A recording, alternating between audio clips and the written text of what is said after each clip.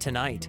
The province's Veterinary College gets money to keep going, but it won't open extra training spots.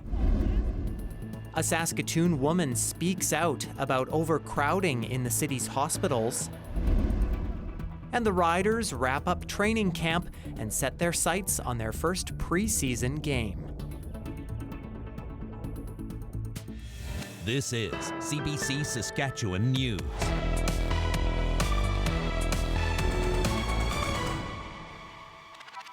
It is Thursday, May 22nd, and the CBC Saskatchewan News starts right now. I'm Ethan Williams. Thank you for joining us. Saskatchewan, along with BC and Manitoba, have renewed their funding commitment to the Western College of Veterinary Medicine at the University of Saskatchewan. But as Aishwarya Dutta reports, the funding doesn't come with any new training spots, as veterinarians in the province say demand for care continues to rise. Good girl, Ruby. Inoka Gamaj has been a veterinarian for 20 years, 7 of them in Canada. Most days, she doesn't get time to breathe, working 10 hours or more. It's hard sometimes. You feel that you feel really down at the end of the day with all the burnout and the workload. Her Saskatoon clinic is fully booked. Walk-ins often turned away. Emergencies, though, still make it through. It's a very difficult situation, but if they walk in with really sick animal, we cannot turn them around and say, go away. Saskatchewan, BC, and Manitoba have renewed a multi-million-dollar agreement. It provides $194 million to the Western College of Veterinary Medicine at the U of S over the next 5 years. But it won't add any spaces for new students. We don't have any space. We're full up. We've got 88 spots and we have 88 students and we have a high demand for those seats. That includes 25 seats for Saskatchewan, 20 for Manitoba, and 40 for BC. There are no spots for international students. Gamaj says that's a missed opportunity. She immigrated from Sri Lanka and completed a bridge program in Ontario. There's not such program other than the continuous education programs after becoming a vet. But to get the license here, we need some kind of bridging programs. Since the pandemic, she says the number of pets has increased and the number of vets hasn't kept up. She says there's also a lack of specialty clinics in the province. But for now, Gamaj leans on her love for animals to push through the exhaustion. The fur babies make a difference in our life. Aishwarya Dutta, CBC News, Saskatoon. The opposition NDP says Saskatoon hospital emergency rooms have been bursting at the seams. It says Wednesday 93 patients were in the Royal University Hospital's ER, which is designed for half of that. And at St. Paul's, the NDP says there were 53 patients in the ER, which is designed for 28. Patients were treated in the waiting room and in public hallways. One Saskatoon resident tells CBC a relative of hers spent 4 days at St. Paul's on gurneys in hallways with no privacy before being moved to a room late Wednesday night. I was shocked to see that they began to pull out all the waiting room chairs. The waiting room's a significant size, and there was quite a few people generally in there. And they quickly set up a hospital emergency ward in that waiting room. It was kind of like being in a war zone and watching a unit just literally be created out of thin air. The SHA confirms there was a spike in ER patients over the long weekend, but says it's all part of the peaks and valleys of an emergency department. We've seen significant improvement in our emergency department, but I will be very clear and recognize that, yes, over this past weekend, we did see an increase in the number of patients, which we saw a backlog, which we anticipate that that's going to happen from time to time. The latest provincial budget includes $30 million for more than 100 new beds at Saskatoon City Hospital. The government has also committed to opening new urgent care centres in Moose Jaw, Prince Albert, and North Battleford, and additional centres in Saskatoon and Regina. There's been a verdict in a high-profile Saskatoon assault case. It involves the former principal of a private Christian school. Duff Friesen was accused of hitting 4 students with a wooden paddle. That's Friesen and his lawyer leaving court Wednesday night. A jury had just acquitted Friesen on 3 of the 4 charges against him. They date back to when he was principal at Legacy Christian Academy in 2003. Friesen has another trial in September on similar charges, which means CBC cannot report on the evidence from this trial. He'll be back in court next month for sentencing arguments. Well, despite all the rain we've had these last few days, there are still parts of our province that are quite dry, and that has reignited the threat of wildfires. Scott Larson has more on the latest round of fires that are forcing some from their homes. Wildfires have prompted another evacuation order in northern Saskatchewan. This time, it's for the resort community of East Trout Lake. It's located about 165 kilometers northeast of Prince Albert. People were told to evacuate Wednesday morning because of the shoe fire, which is burning nearby and threatening the community's access road, Highway 927. Cabin owner Sherry Pitka drove to Prince Albert. It's a little nerve-wracking because it's pretty calm right now at East Trout Lake. It's not too windy, it didn't seem too windy. It's not too smoky, so it was very hard to tell where the fire was. So as we were exiting, as we hit Clarence Steep Bank on the way out, then we noticed all the smoke, and then that was a little bit concerning. So it was a pretty long drive out on the gravel road. The resort community has about 60 summer homes and 2 private campgrounds, and there's only one road that goes in and out of it. I have swung by a few cabins and picked up a couple of things for people, just nostalgic kind of stuff or memorabilia or whatever. But for us, we just thought, you know what, we just grab our purse and prescriptions and pretty much make sure the water's, everything's shut down, and then we just leave. The current size of the fire is about 20,000 hectares, and it's not contained. Other communities affected by the shoe fire include Narrow Hills Provincial Park, Lower Fishing Lakes, Caribou Creek, and Piperill Lake. A state of local emergency was also declared at East Trout Lake and remains in effect for a week until May 28th. The Saskatchewan Public Safety Agency says there are currently more than a dozen active fires in the province. 6 of those fires have not been contained. Scott Larson, CBC News, Saskatoon. Well, come Friday, we could see more than 50,000 Canada Post workers back on the picket line. There is still no deal between Canada Post and the union representing the workers. This after the mail carrier rejected the union's offer to delay a potential strike. Sophia Harris has more now on how the uncertainty is impacting some businesses. At this greeting card and gift store, many online orders are sent by Canada Post. So another possible work stoppage would be devastating. It's definitely going to affect our business. It's not great. It's a lot of extra work, and it's, worrisome.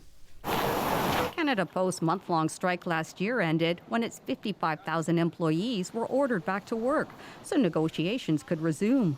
On Wednesday, the Crown Corporation made a last-ditch offer. It includes a more than 13% wage increase over 4 years and 6 personal days a year. But it also calls for the creation of part-time jobs to give the corporation more flexibility. The union followed by proposing a 2-week pause on the potential labor disruption to review the offer, saying in a statement, "We need to properly assess it. The stakes couldn't be higher." However, Canada Post said no to the proposed pause, even though it's deep in debt, having lost about $3 billion since 2018.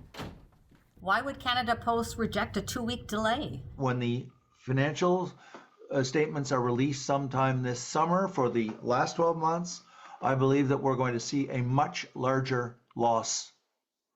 And so I think that the Canada Post is realizing that delays are not going to address this problem. If a deal isn't reached, mail delivery may stop altogether on Friday, causing further financial problems for Canada Post. How likely do you think it is that the union will accept Canada Post's offer and we will get our mail on Friday?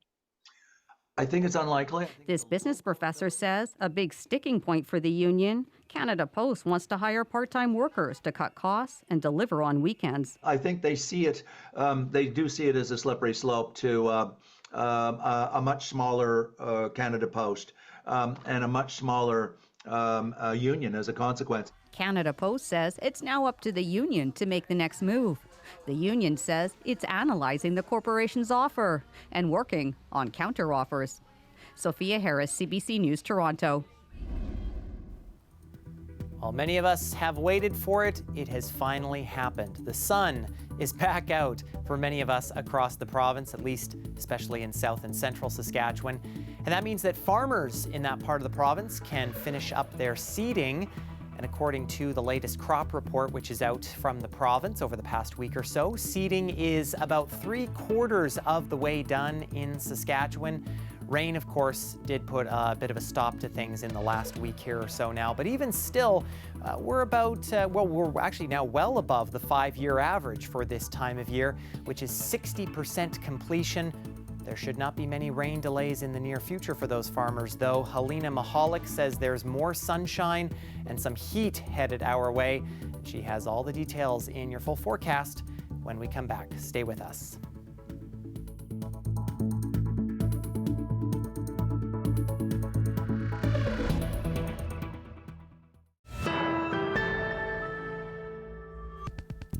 Two Israeli embassy staff in Washington have been shot dead, and the man accused of killing them has been charged with 2 counts of first-degree murder. It comes in the middle of diplomatic tension involving Israel and Canada. Ashley Burke reports. Do you have any updates to share, Minister? Canada's new Foreign Affairs Minister says she's appalled and horrified by the killing of 2 Israeli diplomats in Washington. My thoughts are with their friends, their families, and the broader Jewish community, not only in the United States, but here in Canada. The rise in anti-Semitism is unacceptable, and it must stop. The Prime Minister posting online, "This hate is intolerable, and I condemn it in the strongest terms." But ministers in Israel are suggesting Canada, the UK, and France are among those to blame after calling Israel to stop expanding its military operations in Gaza and allow in more aid or else face action. There is a direct line connecting anti-Semitic and anti-Israeli incitement to this murder. This incitement is also done by leaders and officials of many countries. This is an absolutely outrageous and obnoxious statement made by the Israeli Foreign Minister to blame some of the best friends that Israel has across the world. Israel's Prime Minister went on camera next, personally calling out the 3 leaders, including Mark Carney. With a threat of sanctions against Israel, not Hamas. These 3 leaders effectively said they want Hamas to remain in power. He's also trying to scare other countries off from criticizing Israel. There is no way that that statement is supportive of Hamas. This all unfolding a day after this. Canada says Israeli Defense Forces fired shots in the vicinity of a delegation in the occupied West Bank that included 4 diplomats with the Canadian embassy. A Canadian official says they were shaken up. Israel says they were visiting a refugee camp and entered an unauthorized area, so soldiers fired warning shots. Canada summoned Israel's ambassador over the incident. A Canadian official tells CBC News that meeting in Ottawa happened yesterday afternoon and conveys the gravity of the situation. Ashley Burke, CBC News, Ottawa. Western Canadian premiers have wrapped up a 2-day conference in Yellowknife. They gathered to discuss Western Canada trade, energy corridors, and Arctic sovereignty. The goal was to put on a united front by Western Canadian leaders. Premier Scott Moe did acknowledge feelings of Western alienation within Saskatchewan, but he focused much of his attention on how to diversify Canada's trade, both within the country and with partners outside of the United States. Although he says that task is easier said than done. We've heard, much in the way of we need to diversify trade, we need to move trade away from the United States. Well, that simply isn't going to happen easily, and it isn't going to happen overnight, and it likely isn't going to happen. However, as we grow our economy, we do have the opportunity to diversify that growth to other markets.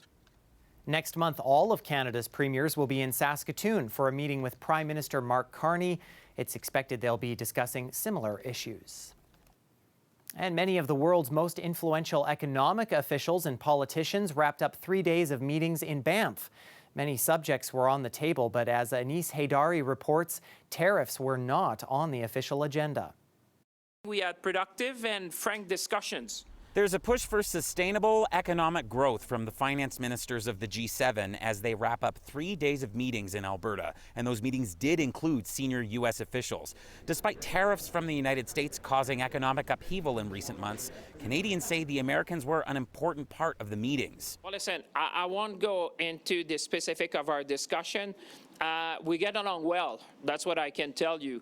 I was delighted that Secretary Bessent came for the entirety of the G7 meeting. We had discussion on a number of issues. I can tell you the Secretary's contribution was welcomed by all the G7 colleagues. Tariffs may have been on many people's lips, but they weren't on paper. The unanimously signed statement from the G7 finance ministers and bankers did not mention them, but clearly it's on their minds. While it's fairly obvious that international trade will never be the same again, it's also pretty clear that there will be further negotiations. We clearly have more work to do. And Canada's own central banker says he's not sure Canada has a rosy economic future unless tariffs change. Where we go from there, I think, really depends on what happens to tariffs. I know Canada is keen to sit down with the United States and work through our differences, come to an agreement. I think if we can get that clarity, we can get back to growth. Clearly, if things move in the other direction, yes, it'll be worse. This meeting is just the first gathering of these nations in the coming weeks. Next month sees the global leaders of the G7 coming to nearby Kananaskis, including Donald Trump. Anis Haidari, CBC News, Banff.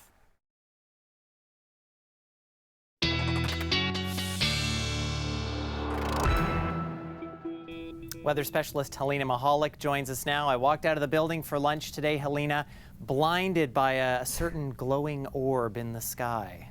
Could it actually be the sun is out in Saskatchewan? After an entire week of gloomy weather, yes, I'm happy to report the sun is back out, bringing temperatures to much warmer in the province. But we did have a few days of some rainfall. Let's take a look at just how much rain southern Saskatchewan got. So we're looking at how much rain Saskatchewan got in a week versus what is normal for this time of year in a month. So the Radville area in the last week got 128.8 millimeters of rain. Usually they get 51.3 in a month. The Estevan area in just 48 hours got 71 millimeters, usually around 60, and Regina got 36.9 in a week, usually 46 in a month. So about a pretty significant amount of rainfall there. But as we look at the province Thursday, we're seeing clearer skies, and that chance of rain has really dissipated. A little bit of a chance around central Saskatchewan Thursday evening for some thunderstorms or light rain, but overall some very clear weather throughout the province, and we're seeing that continue overnight into Friday.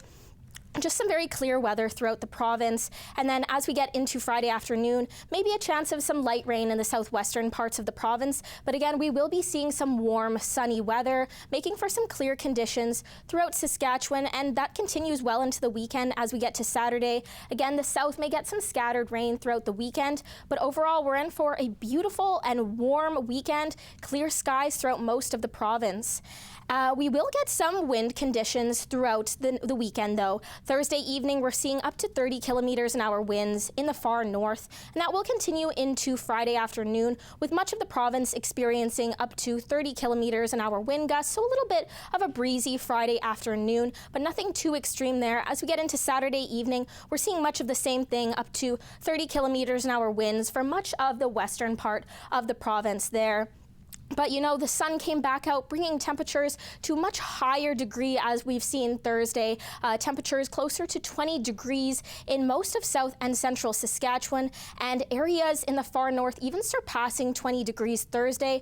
And we're seeing that because a high pressure system has come in, bringing us this nice warm weather, and that's going to continue into the weekend and even surpassing the 20-degree mark. Over the weekend, many areas will get even close to the 25-degree mark, and as we continue into the next work week, Ethan, we could even be seeing closer to 30 degrees, so very warm weather in store for us in Saskatchewan. Yeah, hard to believe we've had that much of a warm-up. Helena, thanks so much. Thanks, Ethan. Well, still to come, Riders training camp wraps up in Saskatoon, and the team is getting ready for their preseason debut in Winnipeg. We'll have that story when we come back.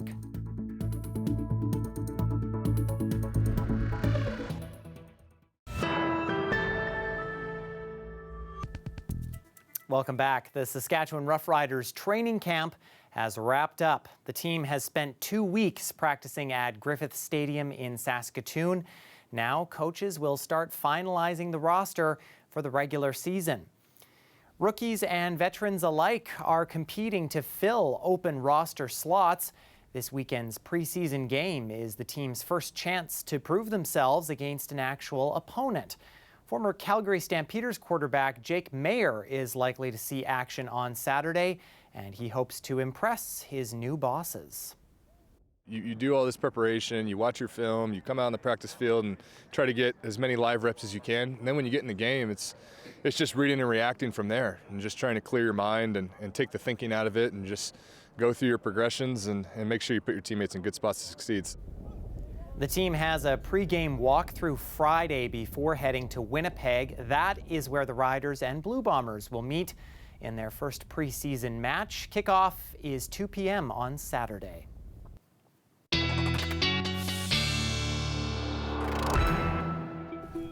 And the weekend weather here, Helena, looking like it's going to be pretty warm. Totally, Ethan. Temperatures are going to be very high this weekend, which is going to be very nice. Let's take a look at just how warm it's going to get for Regina. As we can see here, we're in for a very sunny week, which is going to raise temperatures over the weekend. Temperatures hovering around 20 degrees. But as we get into the work week, they'll slowly be climbing up every day till we get closer to the 30-degree mark. We will see only a few days here and there with a breeze. And as the week goes on and temperatures rise, we will see those overnight lows rising to above seasonal for this time of year. We've had a few cooler nights, so that'll be good for the Regina area and anyone planting those gardens. And then as we look to Saskatoon, we're seeing the sun is also going to be out all throughout the week, and temperatures will be rising above 20 degrees over the weekend. And then as we get into the work week, temperatures climbing up to the 30-degree mark later in the week. It will be a breezy week for Saskatoon though, and our overnight lows will get pretty warm, above average for this time of year as we get into the work week, Ethan. So we're in for some very beautiful and sunny weather, which is very nice. Yeah, raincoats go away, shorts come back out. Don't forget the sunscreen. Yes, I need lots of that. Thanks, Helena. Thanks, Ethan. That is it for us. For more news anytime, you can always head to cbc.ca/sask or subscribe to the CBC Saskatchewan YouTube channel. And of course, you can also download the CBC News app on your smartphone or tablet. Thanks for watching.